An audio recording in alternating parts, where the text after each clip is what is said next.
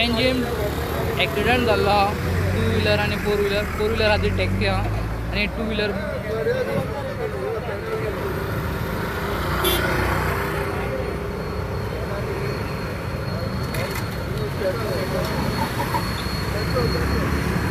आणि ह्या बायकीची petrol leak जाता आणि पेट्रोल रोडारूय पडला आणि सद्या एक ट्रॅफिक पुलीस हांगा स्पॉटाचेर आहा. सद्या दोन्ही गाडी सायडीक काडपाक लायला आणि हांगासर एक एक्सिडंट जाल्लो आहा आणि फाटल्यान चड मेजर ट्रॅफिक दिसता आमकां.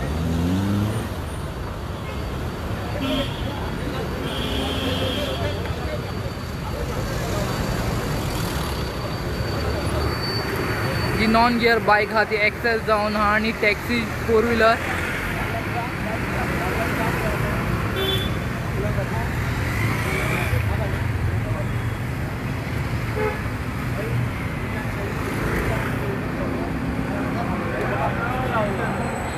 सद्याक ट्रॅफिक पुलीस दोनाय गाडयेचे जे ओनर्स आहा जे ड्रायव्ह करता रायड करता तेच्या वांगडा उलयता आणि सद्याक तांकां विचारल्या एम्बुलन्साचो असिस्टंट जाय जाल्यार ताणें म्हणलां की एम्बुलन्साची गरज ना.